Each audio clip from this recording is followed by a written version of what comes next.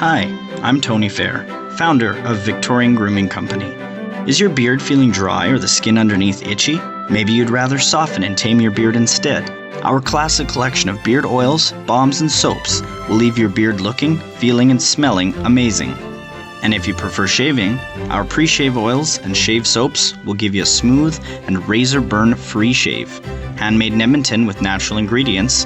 Visit victoriangrooming.com.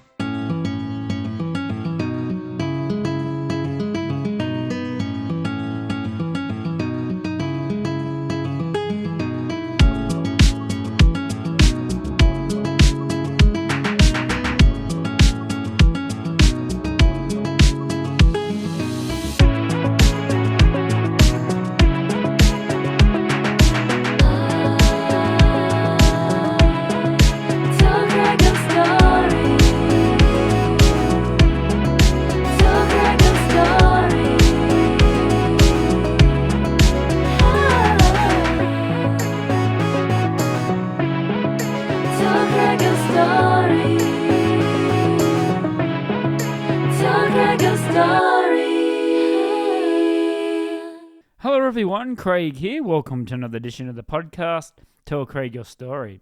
Today we'll be speaking to Sal, aka DJ Skinny Brown. Now Sal was born in Canada. He spent the last 16 years in Shanghai and he has worked on Shanghai TV for the past 13 years, doing much of their entertainment content, celebrity and entertainment news and interviews. And we talk about the interviews he did with Tony Bennett, Slash, and the Beach Boys. For 14 years, he's been doing a party called Popasuda at the famous Dada. And Vice TV did a documentary back in 2013. Now, Sal has been able to go all over the world doing his DJ. And he also writes feature parenting articles for Parents and Kids magazine. But before we go, please go to our website. We're at Podbean. Tell Craig Your Story at podbean.com. We have a link tree there which tells you where Tell Craig Your Story podcast is streaming. We're on all the major streaming services. At Tell Craig Your Story. We have a YouTube account. Make sure you're subscribing and liking. And we have VK for our Russian listeners and WeChat for our Chinese listeners. All right, here we go. This is my chat with Sal, aka Skinny Brown, on Tell Craig Your Story podcast.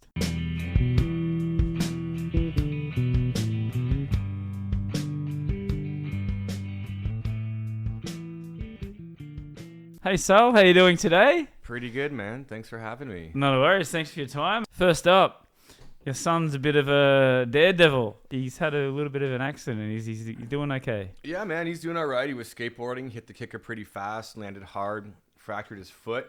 So he's kind of bummed out. That was like his entire holiday, which kind of sucked. It was also like my entire holiday, which kind of sucked because it was just like chilling at home. Like something like butlering for like a small child the entire past week. Just like he can't move. Like he's immobile. So he's like, you got to get him stuff all the time. And like, you know, he's not trying to be like a dick about it. He's like a pretty nice dude. But kids by nature, they need a lot of stuff. So just like, can I have that? Like, can you get that for me? So you can't really sit down and chill, you know? Yeah, I tried to watch TV and it was just like up every 5 minutes. Like, here's water, buddy. Oh, here's yours nuts you required. Like, here's like, and here's that like fruit bar you wanted. How old is he now? He's 9. He's 9 years old. Yeah. Getting into that almost teenage couple years to go. Yeah, and all of his friends are like 25 to 35-year-old maniacs, so he's got a bit of an attitude. Yeah, so he's kind of, you know, he skates. It was cool. He bailed pretty hard. He was in the hospital, and then all the dudes from the skate shop, they're all a bunch of like 25, 27-year-olds. All like sent messages like, "Yo, man, like, come back and let's skate, dude." It was really, it was sweet. It was like a really nice thing to do. Yeah, so that's cool. Saw some videos of him skating as well. Looks like he's doing good. Yeah, he's good. For like a 9-year-old kid, he's good. Like he doesn't like skate like he's like a lot of the dudes here who skate like on the local teams here kind of like they take it more like gymnastics. They do it like drills and stuff, and they're kind of, you know, they're almost like robotic. They're really, really good, but they kind of go straight lines. They hit it hard, and it's just very super ultra clean. Yeah. So he's like got a bit of like, he's more street. He's got more style, a bit more flow in the way he moves. Did you skateboard? Yeah, I love skateboarding. Man. Yeah? I can't anymore. I mashed up my knee like 2 years ago in a scooter accident, man, because that happens, you know. Yeah. You've been here long enough, you're gonna get hit by a car. That's that's just like inevitable, you know. It's a matter of time. But as a result, I can't skate as much. So sometimes I still skate with them. Did you do it amateurly or professionally or? No, I was never that good. I just skate. I just love skateboarding. It's the coolest sport, man. Like the physics and the math are just like insane. Yeah. It's a rolling piece of wood, man. If you're like if anyone was to tell you like, hey, I have this rolling piece of wood at home and I like kicked it in 360 degrees both ways on a handrail down 12 stairs and like got back on it, you'd be like, that doesn't make any sense, man. Oh, you didn't. That's not true. Like you didn't do that.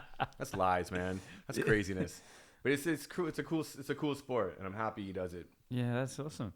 Just before we come here, had a little adventure trying to get here. Oh yeah, man. Tried to come to your home. Yeah. I went to the address which you gave me, which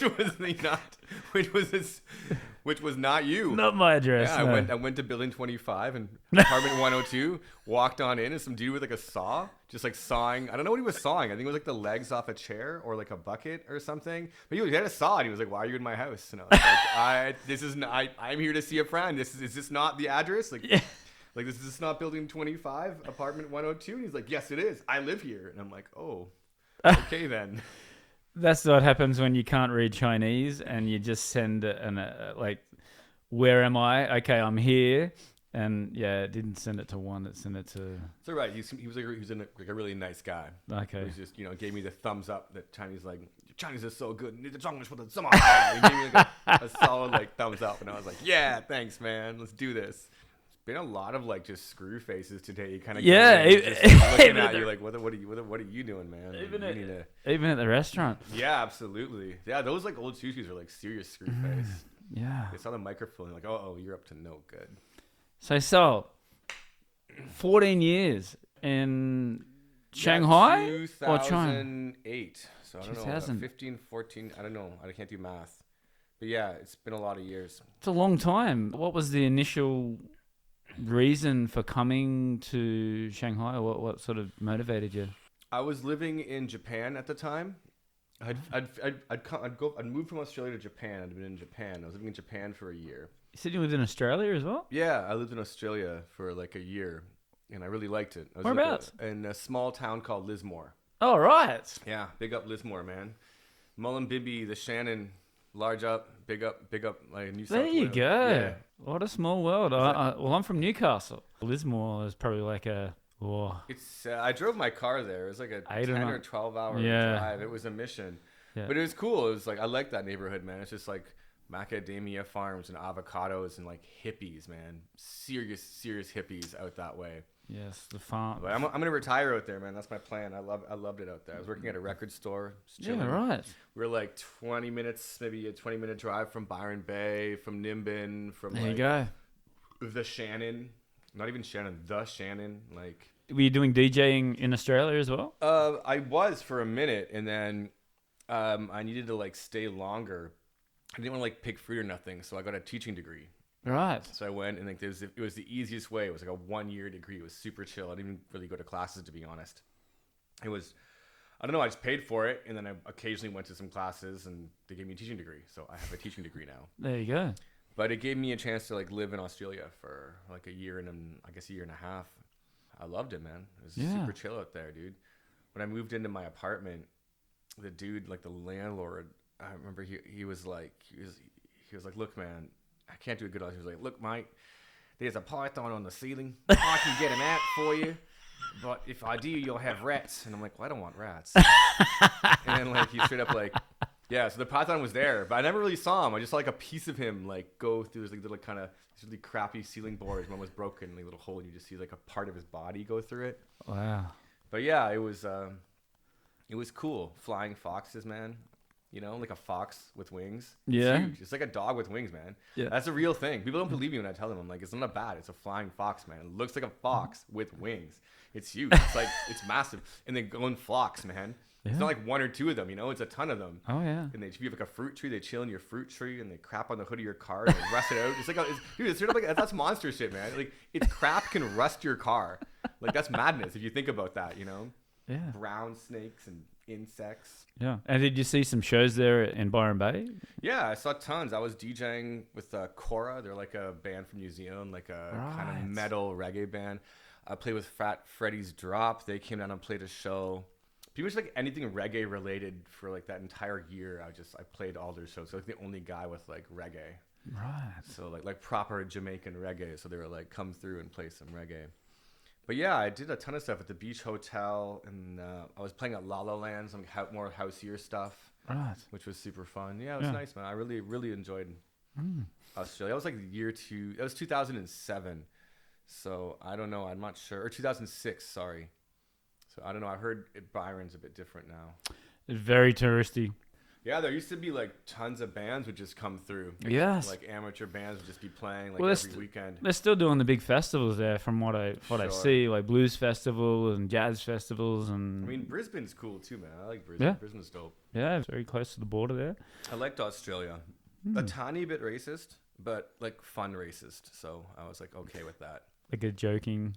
No, like just Serious? so silly. There's like a lot of like refugees and stuff down there. So like I remember like I was walking through this like parking lot like 4 a.m. after playing some gig in like Lismore.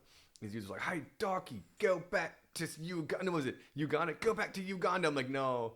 Like, no way. We're really? Like, come on. No. Like, I'm like, you know, you can't be mad at that. You can't even be angry. You're like, hey, Darky, go back to Uganda. I'm like, oh, dude. You made my night, man. I'm in.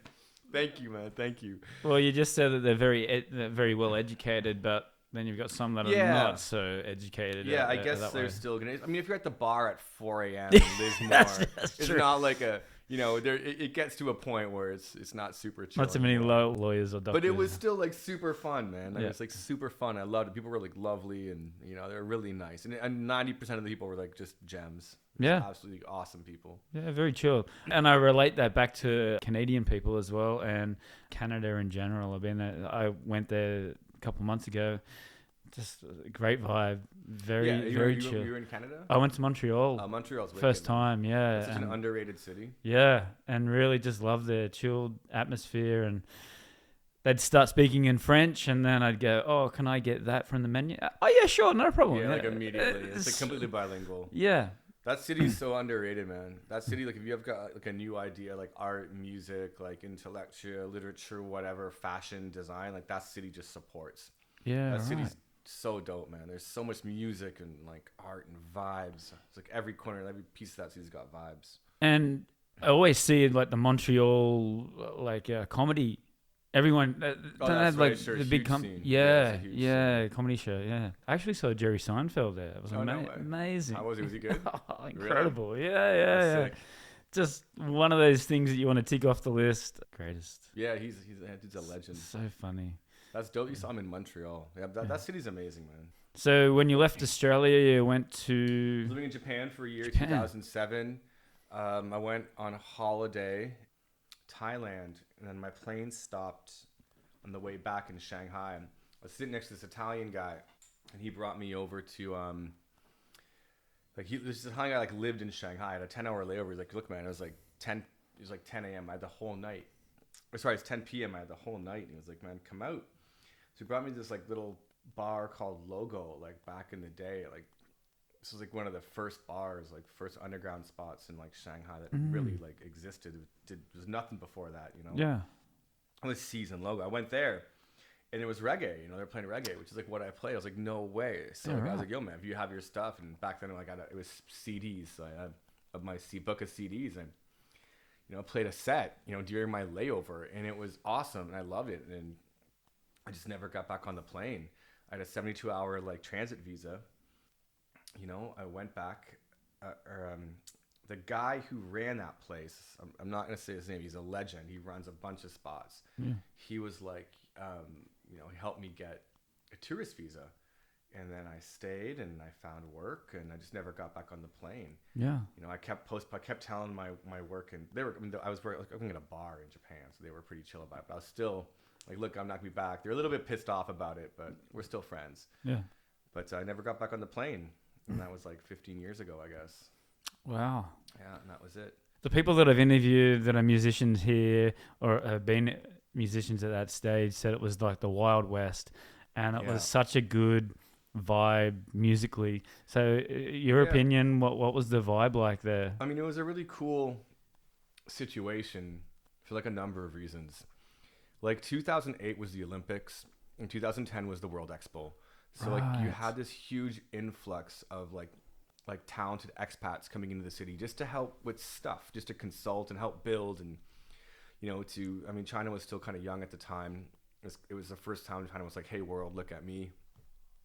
So like a lot of people from all over the world were coming in who were like consultants and like artists and designers, and you just had this really cool eclectic crowd of like Laowais, and they're all kind of just centered in one area. They're all downtown, whether that be in the French Concession or in Jing'an. And it was just this really cool talent pool. So you had these guys like making bands and DJs coming in, and also, with people coming in, you always had shows. Yes. The licenses were a little bit simpler back then, so it was just Mercedes-Benz Arena was getting like Metallica and and like I don't know who else played. There's tons. There was just tons of people. Tony Bennett, Nile Rodgers, ABBA. And where ABBA came, there was like Broadway musicals. Like it was just this really like anything could happen. If you had the will to do it, Shanghai would facilitate that. Just because that was their like, I guess like, hey, look at me moment. Yeah. So it was cool for nightlife. It just meant a lot of diversity, a lot of music, and a lot of like, I guess it was kind of like left to its own devices. They're kind of like, just do you, go and do you, whatever. We don't really care. Just do your stuff. And as a result, it was like really beautiful. It was like, artists and musicians getting together and doing really cool stuff. Do you think that the Chinese have a more of appreciation for music, especially if it's like different music? I mean, it was different. Like I think back then it was fundamentally like Laowai. It was like all of those clubs were like foreign driven. Right. Everyone coming through is foreign driven. China was still kind of building up its like kind of underground scene, like when it comes to like house and techno DJs or reggae DJs or like dub or drum and bass or whatever. It was like mostly like back then it was like all Laowais, which is changed now, which is really cool. So yeah, I mean, I think that was kind of the introduction. I think I got there 2008. Before that, there was a few dudes. There were some like legendary dudes, legends, and I won't drop their names in, but there was like 4 or 5 guys, DJs, techno DJs, house DJs, who were like, legends. Huge, yeah. Who were like, who kind of brought that stuff to Shanghai. And then there's some Hong Kong guys who are really good DJs and stuff. And these guys were kind of like the forefront, the beginning. And then once the Olympics and World Expo came, you had a bunch more Laowais come through, and it diversified. And then once, I think around 2018, it kind of just switched over. It became more China centrist. Chinese had learned. I mean, that's 10 years is a generation. Yeah. So like younger Chinese kids had come up hearing it. Now they wanted to make it and do it themselves, and they did. And they did great. And a lot of the older guys were getting old and had families and had kids. And like the Laowai dudes kind of either left or settled down. And it became more of like a China-centric scene, which is super dope. It's super cool. So now it's because it is China, like Chinese people are doing cool stuff in China, which is like cool. You look at clubs like All or even Dada, even C's now, and even some of the bands that are playing, and they're mostly like Chinese dudes. And they're just doing like really cool stuff. And they're getting a lot of recognition for it. So that's dope. When did you started DJing, and then did you have to change the way that you did your performance when you come to China? No, I just did different stuff. Like I was DJing, I guess it was a bunch of randomness, and I got into reggae in Japan because Japan's got like a huge reggae scene. And I think that's interesting. Yeah, Japan is like the second biggest reggae scene now. It's kind of like Kingston, Jamaica. It's like Yokohama. Like big up, like Mighty Crown. Like big up Mighty Crown. Mighty Crown is like was sound system champion. They won some of the biggest reggae competitions like 3 years in a row. Those DJs are insane. Reggae is a whole different thing. Like reggae, if you want to learn about reggae, go on YouTube and just type in like Sound Clash, And you can type in Mighty Crown there from Japan. You can watch them in Jamaica clashing like some Yeah, pretty right. heavy sound systems and just destroying. Like they're Wow. strong. Is that where you stayed, Yokohama? Yeah. What was that like? Because like people that I met there, they said, "Oh, just go down there only if you've got a spare time." Yeah, like I mean, I was there when I was young as well for quite some time. So I think I spent about 6 years in Japan collectively.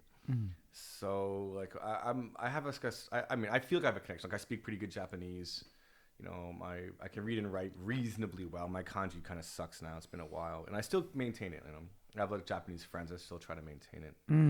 But it was cool. I was living in like Enoshima, which is like the biggest kind of beach outside of Tokyo. It's like the beach to go to. It's like where the surfers hang. It's like beach bars in the summer. It's the center of like reggae. It's for Japan. It's like Enoshima, Yokohama Bay, Fujisawa. It's a dope spot to be. Like it's super chill, man. It's Japan, but it's way more laid back. And bringing that style to Shanghai, did it take a while for the fans to get into it? I mean, I didn't. Like I started at Logo. Like the first logo on Xingfu, not Xingfulu and not Xingfulu and Pingbulu, but Xingfulu and Fahuajin. That was the very first one. Yeah. I started there and it was already a reggae night. I had just taken over. The two guys who were running it previously had moved and started Shelter. Right. And they're legends too. Like big up those guys, man. Like I won't put names in because I don't know if they want that, but big up those dudes. Like the Shelter guys are legends. Yes. So there was a space for me. It was just such a coincidence. You know, I rolled down. The guy was Ali, this Italian guy. And he was like, look, we need a reggae DJ. And I played. And we ran that night for 2 years every Friday. And it was madness. Yeah, right. It was a rat-filled, roach, one singular bathroom, just madness. It was wicked. And we did that for 2 years until they closed. And Dada opened up, and then I just stopped doing like reggae. I started my night Papasuda, yes, which crushes, like it still crushes. You know, I love that night. So you're still doing that now, right? Yeah, I mean, Dada Shanghai closed, so I don't really have an outlet for just that. But I take it to Beijing every few months, and I do, which is perfect to be honest, because I'm the only DJ, so I'm playing like 8-hour sets. Wow. You know? So like I could do, you know, it used to be every month I'd go in there and kill, and it was sick. But now I could just I do it once every now and then in Beijing because Dada's there, and Dada's the club that kind of facilitates it. I can't really do it anywhere else. The music's too, people don't like, they don't get it, they don't expect it. I don't know. It's a weird. It's hard to explain. It's like global music, but like made for the dance floor, but from like the farthest reach. I don't know. It's like, I guess, like imagine like some kid in like some like 14-year-old kid in Senegal or something, like in his bedroom making beats on his computer on Fruity Loops or something, or some like outdated system or whatever he's making it on. He puts it on SoundCloud and I find it and I'm like, yo, there's like mad potential in this. I'd then like send that guy like $200 and be like, okay, make that properly and make like 4 other songs and send them to me. And like I always pay for music, and he'll send me like, you know, 4 things that he made, and they're probably unique and they're cool, and they've got some French Senegalese vocals in it and some cool Senegalese samples that no one's ever heard, you know. Then I'll play it and do that, except do that everywhere. Do that in like Ghana and Brazil and Colombia and India. Right. And you end up, and when you've been doing it, I've been doing that party for like 12 or 13 years. You amass this, you know, hundreds and hundreds and hundreds of custom tunes that are just yours. They're not really a genre. Someone's like, do you play house or techno? I'm like, I don't know. I just play like stuff that these guys make and give me. Some of it's bass, some of it's house, some of it's dance hall, some of it's, I don't know. Like, I don't know what it is. Some of it's like Makosa, some of it's like Coupe de Calais, but all beat up and done for the floor. Yes. You know, Gom, that South African stuff that's killing. You know, they also like, do you play Afro house? I'm like, no, man, I don't. I just play stuff that I don't know, just stuff. But that's why the night has to be there, because people have been going to Dada for 13 years. They come and see that night. They expect it. They know what it's gonna be. Yes. Like it's just Papasuda sound. Yes. You know, that's why it's called Papasuda.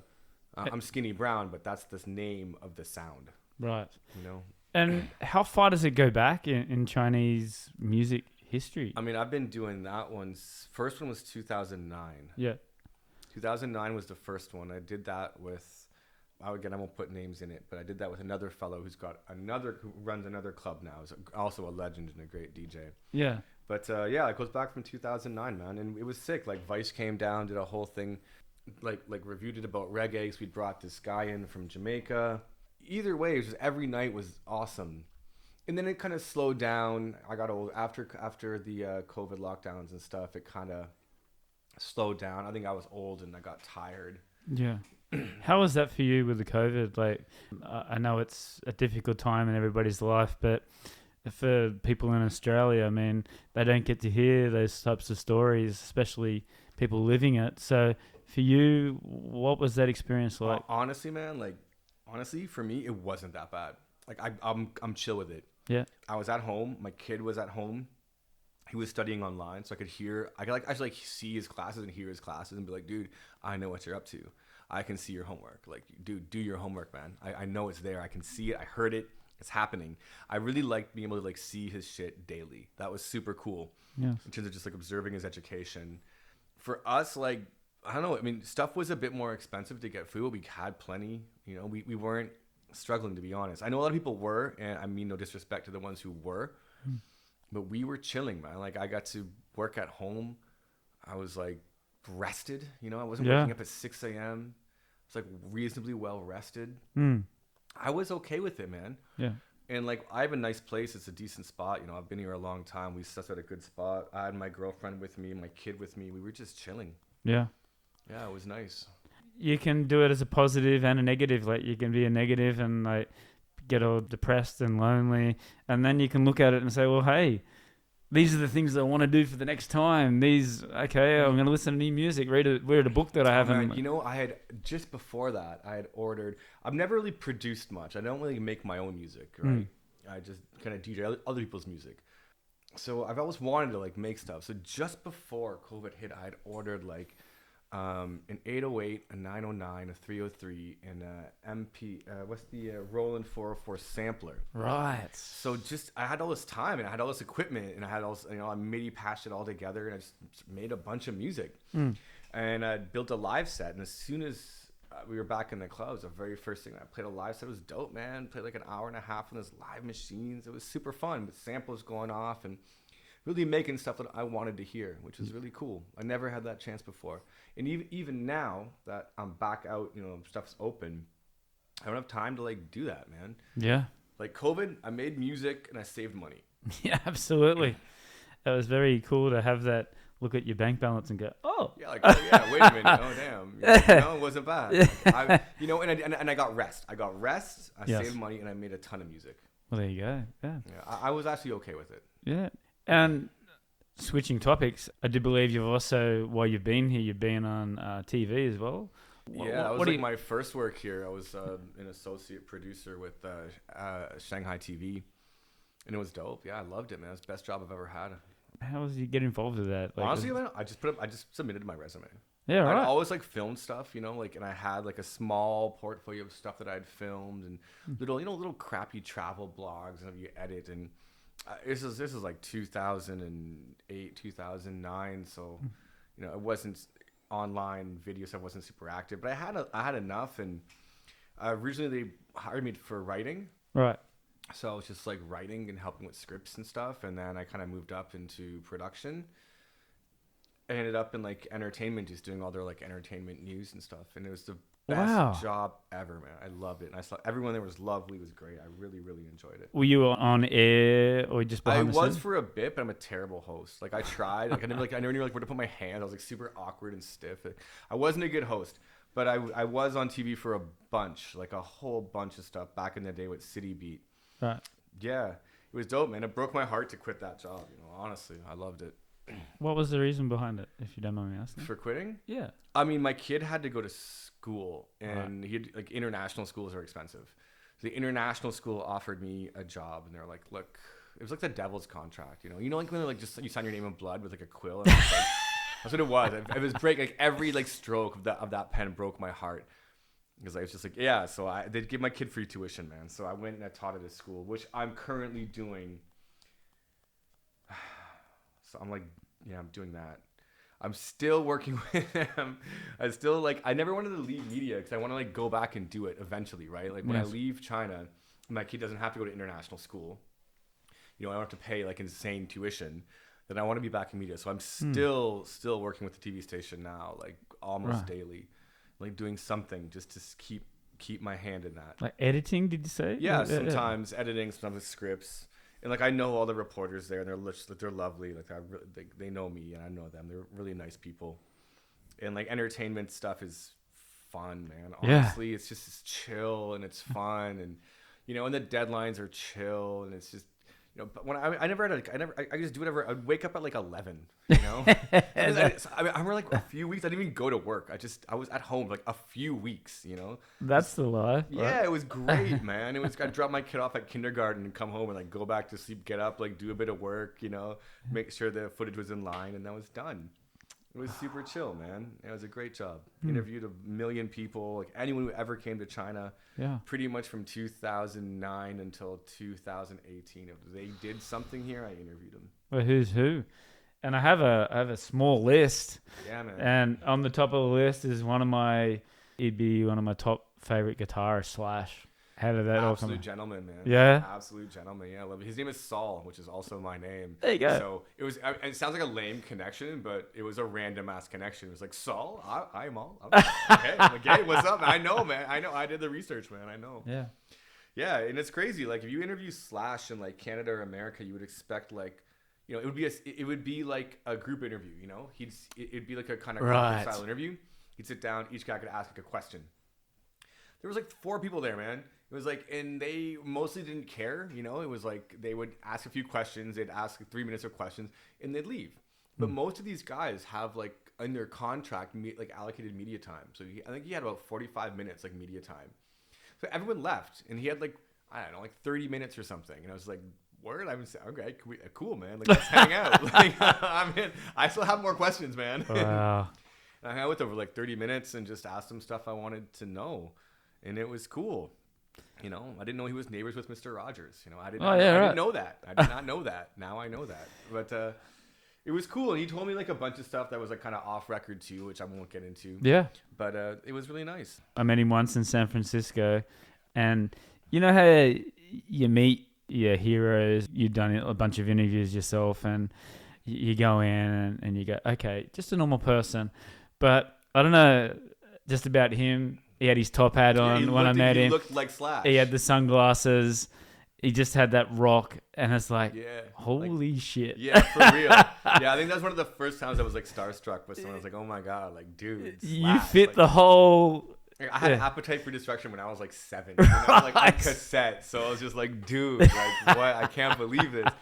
When he's used to that too, I was, because you lose your shit for a minute. You want to ask him some real questions. It's some shit. You want to surprise him.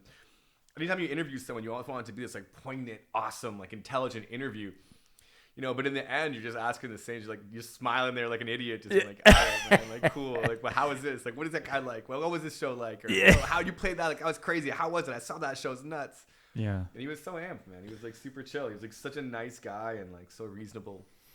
Like he was really cool. His although he had like bodyguards. And I was like, hey, man, can I get a picture? And immediately the bodyguard's like jumping like, no, man, ain't a meet and greet.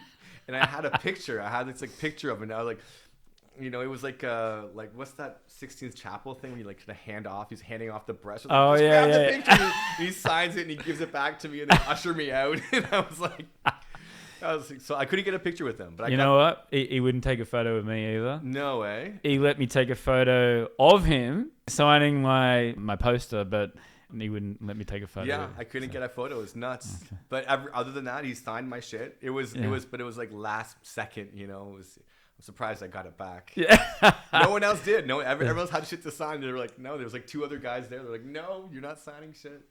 Wow. I got my picture signed. But he was cool. He was a nice guy. Beach Boys. Yeah, that was nuts, man. I was the only person there to interview them. No one showed up. Wow. Yeah, it was just me and 2 of them. So it was Brian Wilson? Yeah, Brian Wilson, and they were... It's all the brothers on there, isn't it? All the Wilson brothers? One of the brothers?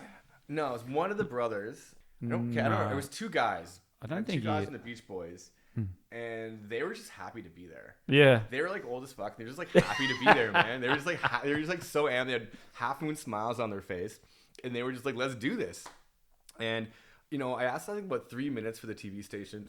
Like basic kind of like Chinese media questions, like, hey, what do you want to say to your fans here in Shanghai? You trying the food, whatever. Like, once I was out of the way, I kind of was just like, yo, like, so I had to ask them some real questions, and they have a pretty insane history. Oh yeah, like a really nuts history, which again I don't really want to get into.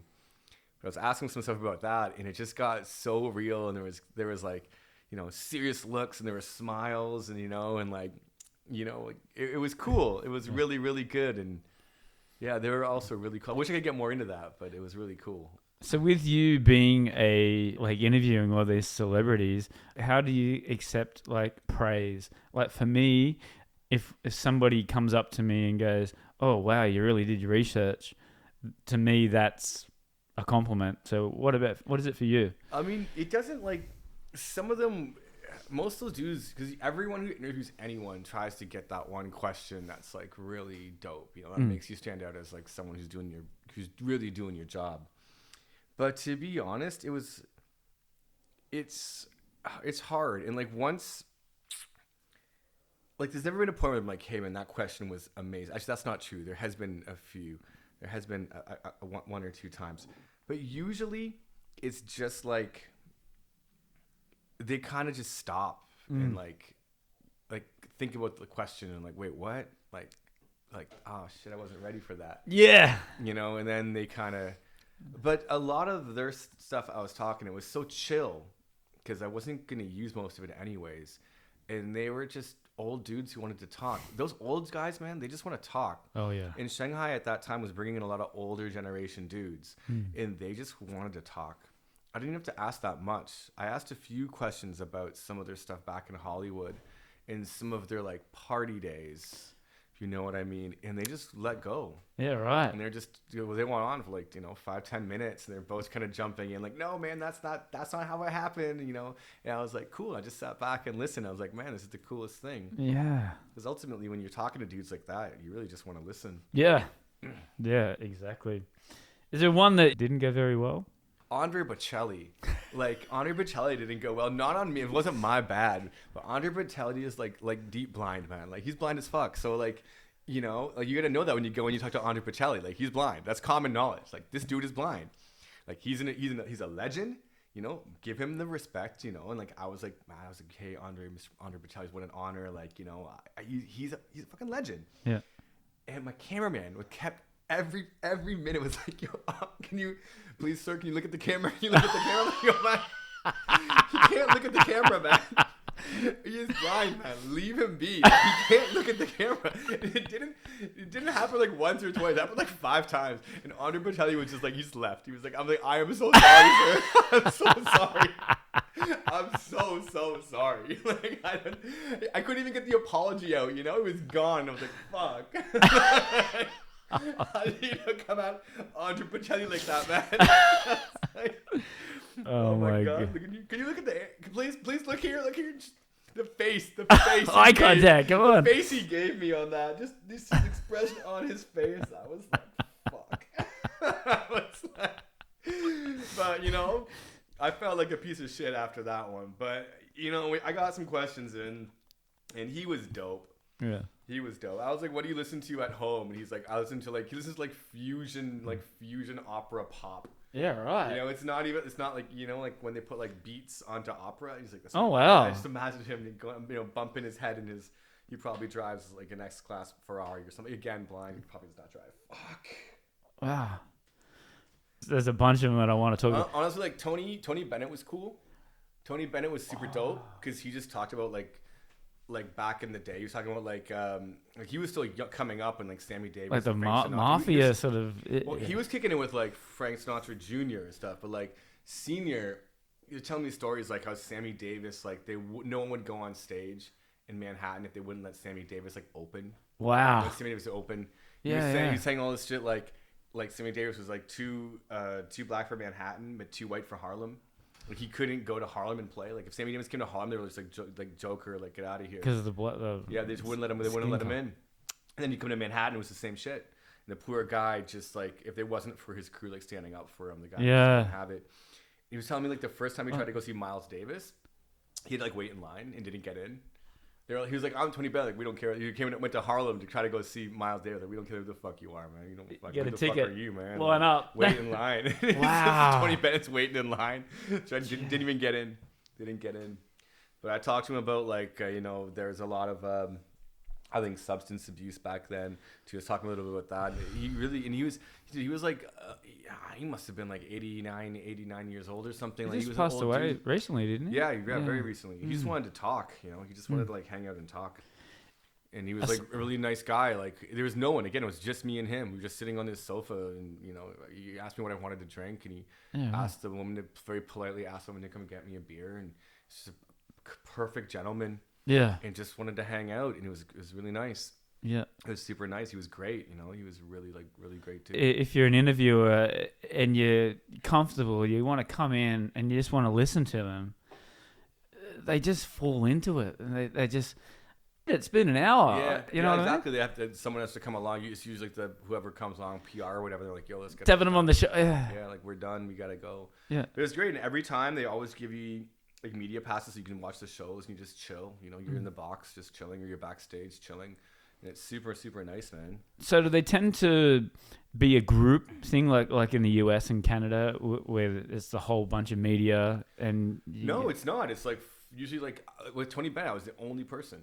Right. Yeah, like with Slash, there was like 3 guys. Why is that? Is it just they're that not huge here? I mean, no one. It's a smaller market, I imagine, and it's also less media. You've only got like 5 or 6 outlets here that are covering stuff like that. Whereas in the States, you'd have like a bazillion magazines who are like, "Cool, let's go get this interview." Most of those guys are kind of used to it, and it's cool. It's way cooler out here because there is like less media. So you're just hanging out. It's just you and this dude kicking it. Yeah. There was some like I remember hanging out with Reverend Run from like Run DMC, and we were just talking like it was just me and him, for like probably like 40 minutes or something, just talking about like hip hop, like what he's listening to and what he feels, and I remember he had like a stomachache. He had bad like diarrhea or whatever that day, so he was like all pissed off. And he was late for it. He was all bitter when he came up. He's already like a kind of a cold dude, And I was talking to this dude. He was just telling me, he was just like grumpy. He's like, "Oh man, like." It was about Bronx, man, back then. Oh my God, they fly me around the world, man. I sing the same 8 fucking songs. I don't sing anymore, man. I just want to chill out, man. Just find me a nice bathroom and a big screen TV, man. I'm old." And I was just like, all right, man. Like, cool. Yeah. But he was chill. Yeah, a lot of the dudes. Nile Rodgers is a legend, man. Big up Nile Rodgers. Nile Rodgers was like the king of disco. He produced like Diana Ross and Madonna and Tina Turner, Lolita Holloway and Donna Summers. Oh wow! He's Chic Share. He's the bass line for Rapper's Delight. He was telling me. I remember he told you he was like the first time I heard that he was at a party. He was like some dude's party, and the DJ was playing Rapper's Delight, which is the bass line for Chic Share, which he played. That's his bass line. And he thought the needle was skipping. He's like, "Why does it keep playing over and over and over?" And he went back and he was like, "What the hell is that?" And it was the white label for Rapper's Delight. And he was like, "You better put my name on that shit, man." And they did. And they eventually did, and he got credit for the bass line. Yeah. Right. It's just nuts, yeah. So, talking about like the way of rap and DJing, where do you see the future of it, especially here in Shanghai? You said that there's more Chinese people doing that. So what's in your opinion? What's the future? Be definitely more commercial. Like, is that a good thing or a bad thing? It's both. It leaves less space for the underground, but it makes more money for musicians who, I guess, have the chance to get that far. I think it's going to be a lot more like Singapore, where you're seeing like more clubs and shopping malls. If we are looking at the new ones in Fushing Park, it's like kind of like Disneyland complexes for clubs, which could be good or could be bad. I mean, it doesn't necessarily mean the music won't be good. A lot of the big clubs around the world have gone that route, have commercialized their clubs. I mean, you look at Berghain in Berlin, like you can't just walk in there, like most 90% of the guys who try to go up there on a weekend aren't going to get in. Yeah. And that's kind of a vibe. It's its own thing now.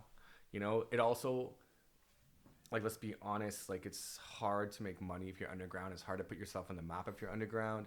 So at least it gives them like a commercial avenue to find some more global success. Can you do it amateur and still do that full time, or do you have to have like a... You can, but clubs don't really... No club. DJing, you can't, unless you're at a really high-end sphere of DJing, you're not going to make a ton of money. Right. There's only a few clubs that really pay proper. Big up Dada. They're transparent. They always show you what's up, and those guys are honest. Mostly, you kind of just get what they give you. They might throw you a few K if you're lucky. Some don't, which is, it's still better than most places in the world. Most places you make nothing, maybe $100 if you're lucky after you play a full night. In Japan, you got to rent the venue, so like you're not gonna make any money. You're also involved in the Kids magazine. Yeah. Tell us a little bit about that. Parents and Kids in Shanghai Family. I used to write a column called Deadbeat Dad for Smart Shanghai. That was both like, it got some good and bad reviews. But that's when I was when I first had my kid. Huh. When you're like, we're dealing with a 2-year-old on your own. Deadbeat Dad was fun as hell. Read that. You're gonna hate it. If you're like, you might hate it, but you might like it as well. I don't know. But the ones I do for parents and kids are like definitely more kind of matured and more nuanced. And they're great. It's just about like parenting, really, like the psychological, financial, emotional, social implications of parenting and what that is. Like, I love parenting because it is that, man. It's like that. There's 5 things to it, right? You got the finance, your emotional state, your social state, your psychological state. It's super expensive, and it's so competitive. Are they some of the topics that you sort of bring up in this? Not so much, because that stuff is like that's that kind of stuff. Like the financial side of it is apparent, and it's also like different to everyone. In terms of the competitiveness, I think I've read 1 or 2 on competitiveness. It's mostly just about like expectations and like just managing your life well, I suppose. I think the last one was about So are you interviewing people, or are you from personal experience? It's just perspective. Right. Okay. I suppose. And they're cool because they usually give me like the feature, which is really nice of them. And it always gets a really good response. I'm trying to remember. The last one was about it's called like midlife something. It's like getting older and trying to balance your life while also trying to balance the needs of your child. Is like parenting isn't really a hobby. I know a lot of people think like I'm a mom, I'm a dad, like that's what I do, but it's not. Like that's a duty, it's a responsibility, and some might even say it's a nature. Like you still kind of have to do like what you like to a certain extent and find the time to be you, because the more you are also in fact a better parent as a result. Like the more you know yourself, it's easier to kind of parent your kid. Yes. At that point, you can kind of get, I guess, like a little bit into your own psychology and figure, why am I mad at you, or am I mad at myself? Yes. Or perhaps there's a failed expectation that you have not met, and is that your fault? Is that my fault? Or is it both of our faults? And in what way? And also, like, am I putting unnecessary pressure on you for reasons? And how much am I fostering your sense of joy? It's tough. Like there's so much shit in parenting, man. It's such a like deep and nuanced, I guess, science/philosophy. I don't know. It's nuts, man. Parenting is fucking nuts, but I love it. Yeah. It's crazy as hell. We have these kids and they pay all this money and then, okay, teach my kid English. And then it's like, okay, you got to come back next week and you got to come in and watch a show. Next week, as parent-teacher night. Next night is, and then I'm calling them up and telling them how the week was, how the day was. Dude, a lot of parents need to chill the fuck out. Yeah. A lot of parents need to chill the fuck right out. Yeah. Look, like at the end of it all, like at some point, your kid's gonna be a 35-year-old bald, probably accountant. Like he's gonna be okay. Your kid's most likely going to be fine. Also, if you have resources, your kid's going to be even more fine. In fact, if you have resources, I'd say worry less about his education, because most likely he's already lined up for something that you already have in store for him. Worry more about his like social skills, his sense of ethics, and focus a bit more on that, say, more than say, you know, if he's getting his ABCs down or whatever. I don't know any kids who can't write. I know there are in certain parts of the world who have very disadvantaged parts of the world who have far less resources and far less access to education. Absolutely. But if you're living within a situation where you have access to those things, there's very few kids who can't like write or don't know their ABCs or can't read. That's just going to happen. Yeah. I think parents especially, need to focus maybe more on their child's philosophies and their approach and their perspective to life, as opposed to just looking at the academics, which is often the measure of their children. I totally agree with you. I'm fighting saying no homework. Like for kids, for like 4 or 5 years old, 6 years old. And it's like, no. And the comment was, Craig, you don't understand. You're not a Shanghai parent. Well, that is true to an extent, because there is context in it, right? And Shanghai is a very, very unique context. Even for my kid, I can focus on his sense of philosophy and his global perspective all I want. But at the end of the day, he's going to school with dudes who are highly competitive, and he needs to exist within that system. Because to fail within that system would affect his confidence. And also, like, you look at their sense of popularity. Academics also has like large like social implications here. So the popular kid is the smart kid. You know, there's a kid who's getting like A's and everything. The class prefect is like, he's the bad man. You know, he's the toughest. He's the roughest. So you do have to foster that sense of competition, which is not bad, but it needs to be put into perspective. And there needs to be a lot of reinforcement. Like, dude, honestly, kid, like, it's not that big a deal. I know you feel it. And they also need to know that they exist in a much larger context. Buddy, this is grade 4. I promise you, like, if these kids are dicks to you right now, you've got time. I know you don't want that, and I know you need to find a way to kind of move up in that, and we're going to help resolve that issue.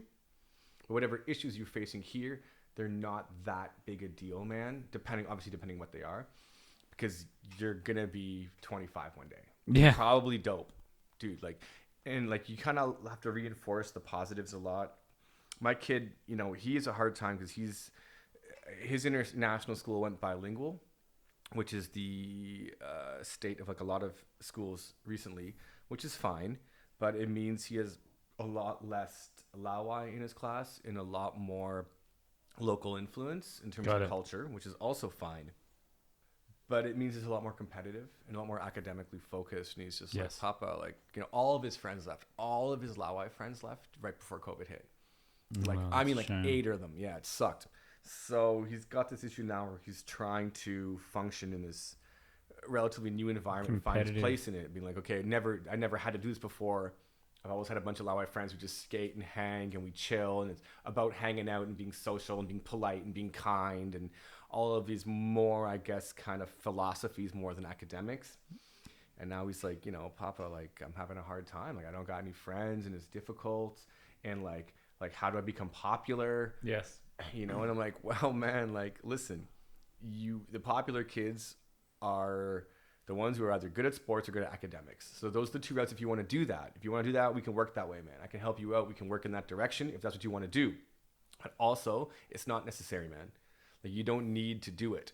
I know you want to do it. It's a different thing. But you need to understand that it's not necessary, man. And this is just a small, very small piece of your life. And also, the second you leave school, you're going to go out, you're going to hit the skate park, and you're going to be skating with a bunch of 20-year-olds who love you. Yeah. You just think you're the best kid in the world. And you're popular there. You need to understand there's two different worlds. School isn't everything. Yes. Okay, and that needs to be like a line that's been drawn. Like, there is school life and there's outside life. For many of the kids who go to school, school is life, all life. Yes. You're done school, you go to after school. Yes. I really think these kids need to understand that, dude, that's not your whole life. There's more to life than just this. And if you're having a hard time here, don't worry so much, because you have this other side of life that you can excel at. So I think that needs to be something that is like made prevalent, especially with small kids, man. Because small kids, they're growing up. Like, I look at some of the kids my kid hangs out with, man, and these kids are intense. Yeah, very intense. And you're only a kid once. Yeah, you know. Enjoy it. Enjoy it while you can. Yeah, I mean, just try to find the balance. Yeah. Like, it's hard to teach a 9-year-old perspective. Yeah, He's been on the earth for 9 years. That's right. How much perspective can you really gain in 9 years? Yes. But you kind of have to put it in perspective for them. Well, they're putting perspective when they're 3 and 4 year old. I mean, that's hardcore. Yeah, it really is. They should be learning about manners and behavioral. I mean, it should be all of it, but it should all be kept within, I think, a certain balance. And also there should be like, look, man, academics aren't the whole world. And also, like, if you feel that you're different, that's okay. I think there's a lot of pressure to kind of assimilate here, especially in schools. They really kind of pride, like, who is the most the same? Like, you're the dopest. You know, everyone's got the same haircut, and like, my kid's got an undercut. He wants dreads. I'm like, I'm not gonna give you dreads, man. Like, you can't dread your hair, man. Trust me, it's not gonna go well. You know, he's got like a gnarly undercut and like cornrows and stuff, and he's like, he looks badass. Yeah. You know, and he skates. None of his friends skate at school. He's got friends outside of school who skate. None of his friends in school skate. Oh. You know, they're more into like badminton or soccer. Everyone loves soccer. And he's like, I don't know anything with soccer, Papa. Like, I don't know. Like, who's Mbappe? Like, do I have to like, can we research Mbappe? I'm like, yeah, man, we can. Sure, let's research Mbappe. You want talking points, buddy? I got you. Let's line them up. You know, I think he has a hard time. Yeah. Anyway, what's the best piece of advice you've ever been given?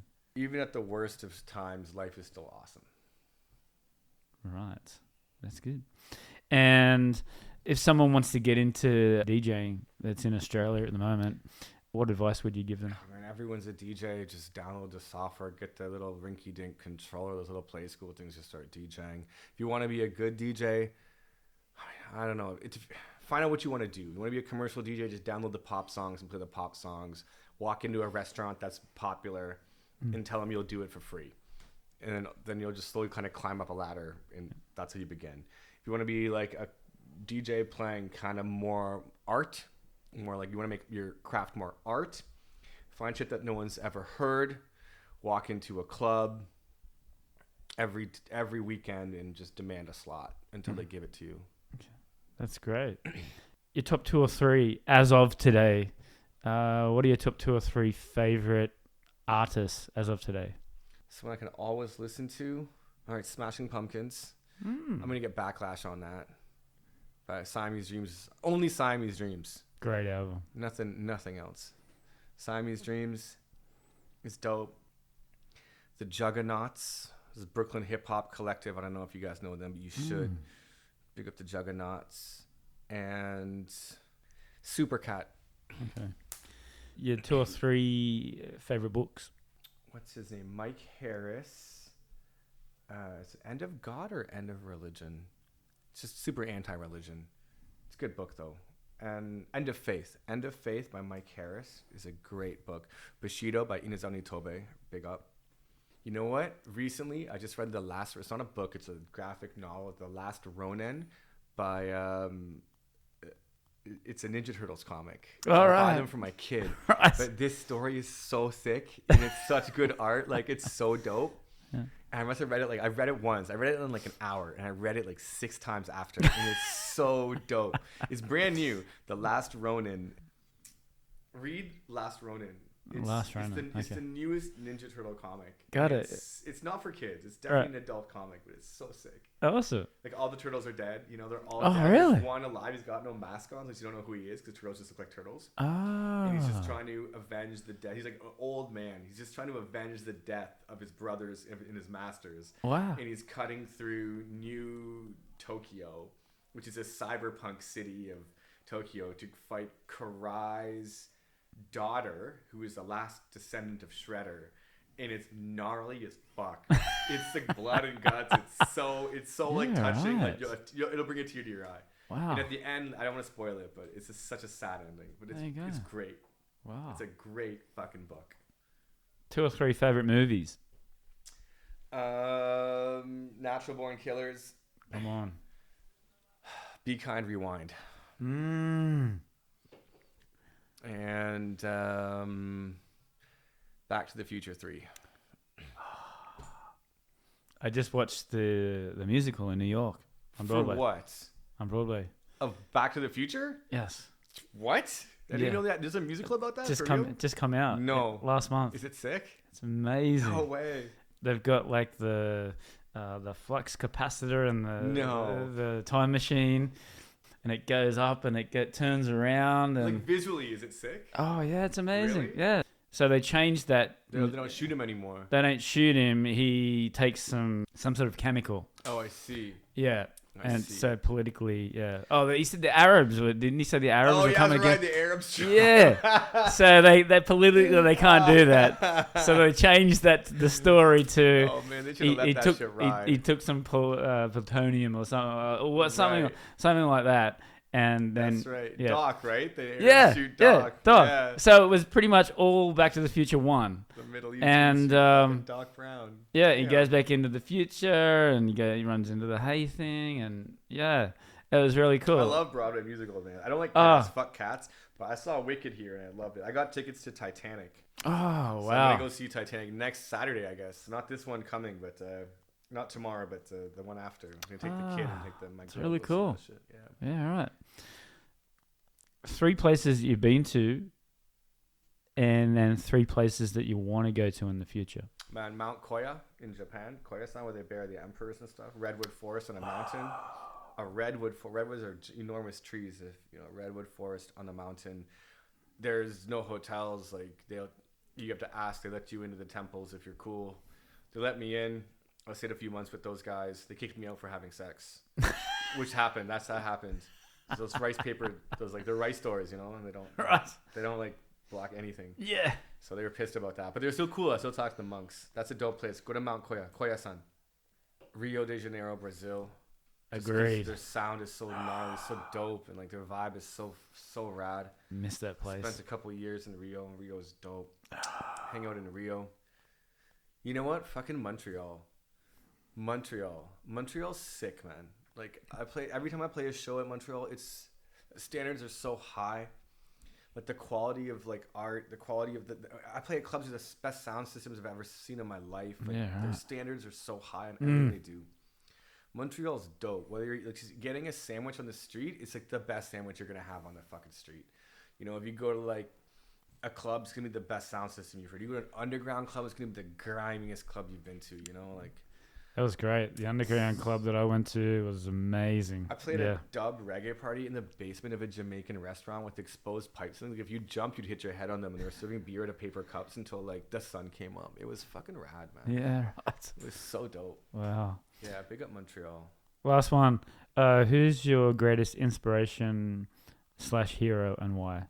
Maximiliano Pure. Just dude, this exchange student when I was in university. This kid came to University of Ottawa, where I was studying, from Belgium, and he just had the best perspective, man. He was just pure 100% kindness and reasonability, no anger, not a drop of anger in him. And I spent a year hanging out with this dude, and it had I think a large effect on how I function with the world now, and how I like maximize my sense of kindness as best I can. Try to not step away from like hate and anger, and it's sometimes that's hard, and just be like a nice person. Just like try to be like a nice person. Yes, at least. I had a very successful guy come on here, and he said the one thing, exactly what you just said. The one thing I've learnt about this whole entertainment industry, be a nice guy. Yeah, just be like a nice person. Just in general, in life in general, just be like a nice dude. Yeah. If someone's coming at you and they're hard and they're in your face, just try to diffuse it with kindness. Yeah. There's generally no reasons for violence or hate or anger. Anger's like rough, man. Like anger's a tough one. If you can avoid anger, I would just like avoid anger. Everyone gets it, but there's ways to deal with it, right? Yeah, 100%. My kids got that, like, because my kid's sick at that. About just like dealing with his anger in very positive ways and coming out with kindness, like on top. That's a good trait to have so young. Something we definitely emphasize in our household. Yeah. So, great way to finish it. Big up, Thank you so much, Thank mate. you, Craig. I appreciate it, man. 大家好, I'm Bennett from Bennett Simple Chinese School. If you are a beginner, intermediate, advanced, looking for HSK study, business Chinese, or simply want to improve your everyday communication, I'm the teacher for you. Come and join me for a free travel class at Bennett Simple Chinese School.